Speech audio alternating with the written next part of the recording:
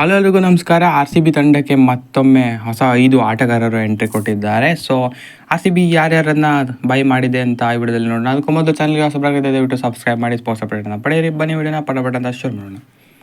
ಮೊದಲಾಗಿ ಹೇಳಬೇಕು ಅಂದರೆ ಹೋದ ಸೀಸನ್ನ ಲಕ್ಕಿ ಚಾಂಪ್ ಅದೇ ಸ್ವಪ್ನಿಲ್ ಸಿಂಗ್ ಅವರು ಅವರನ್ನು 50 ಲಕ್ಷಕ್ಕೆ ಆರ್ ಟಿ ಎಮ್ ಮಾಡ್ಕೊಂಡಿದ್ದಾರೆ. ಸೊ ಇವರೇ ನಮ್ಮ ಲಕ್ಕಿ ಚಾರ್ಮು ಹೋದ ಸೀಸನ್ನಲ್ಲಿ. ಸೊ ಅವರನ್ನು ಆರ್ ಟಿ ಎಮ್ ಮಾಡ್ಕೊಂಡಿದ್ದಾರೆ. ಇನ್ನು ಎರಡನೇದಾಗಿ ಹೇಳಬೇಕು ಅಂದರೆ ಟಿಮ್ ಡೇವಿಡ್ ಅವರು ಮತ್ತೆ ಆರ್ ಸಿ ಬಿ ಕಡೆ ಬಂದಿದ್ದಾರೆ.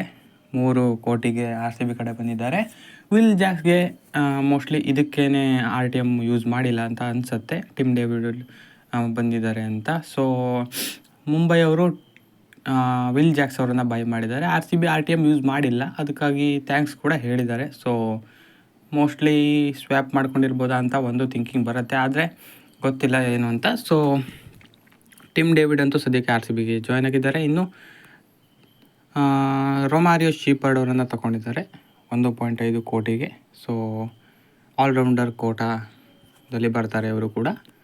ಇನ್ನು ನುವಾನ್ ತುಷಾರ್ ಅವರನ್ನು ತಗೊಂಡಿದ್ದಾರೆ, ಶ್ರೀಲಂಕಾದ ಬೌಲರ್, 1.6 ಕೋಟಿಗೆ. ಇವರು ಬಲಿಂಗ ಥರ ಆ್ಯಕ್ಷನ್ ಇದೆ ಇವ್ರದ್ದು ಆ್ಯಕ್ಚುಲಿ.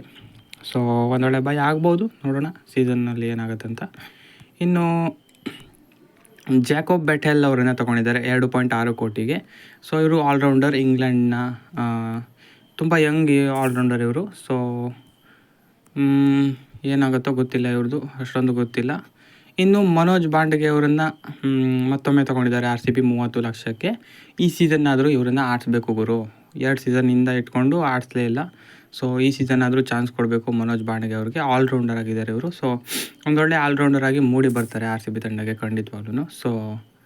ಸೊ ತುಂಬಾ ಮಿಸ್ಟೇಕ್ಸ್ಗಳನ್ನು ಮಾಡಿದ್ದಾರೆ ಈ ಆಪ್ಷನ್ನಲ್ಲಿ ಆರ್ ಸಿ ಬಿ. ಸೊ ಇದ್ದ ಪ್ಲೇಯರ್ಸ್ನಲ್ಲೇ ಚೆನ್ನಾಗಿ ಪ್ಲೇಯಿಂಗ್ 11ನ ಆಡಿಸ್ಬೇಕಾಗಿದೆ ಇನ್ನು. ಸೊ ಇದಾಗಿತ್ತು ಈ ವಿಡಿಯೋ. ಹೆಚ್ಚಿನ ವಿಡಿಯೋ ಆಗಿದೆ, ದಯವಿಟ್ಟು ಸಬ್ಸ್ಕ್ರೈಬ್ ಮಾಡಿ.